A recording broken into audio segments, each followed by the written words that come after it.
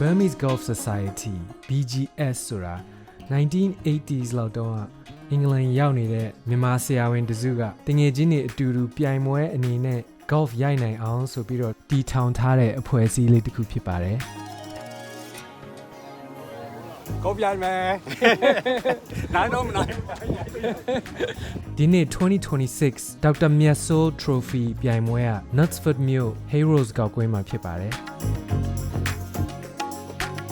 There's so many Burmese golfers here ဘာဖြစ်လို့လဲ Not only Burmese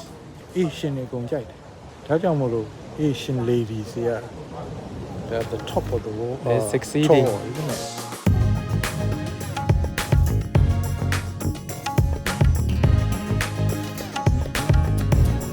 ကောက်တီးမှာအောင်မြင်ဖို့ဘယ်လိုစိတ်ထားလို့လဲ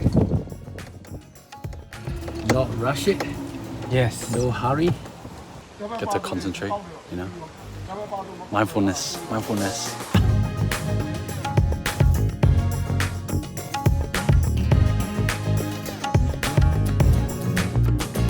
It's not about winning or losing it's about taking part at least you're trying ကောက်တီးရိုက်တာကောင်းကောင်းမကောင်းကောင်းအကုန်လုံးကတော့ပျော်ရွှင်ခဲ့ကြပါတယ် Organizer လုပ်တဲ့မမိုနဲ့ကိုစောဟင်းကိုလည်းကျေးဇူးအများကြီးတင်ပါတယ်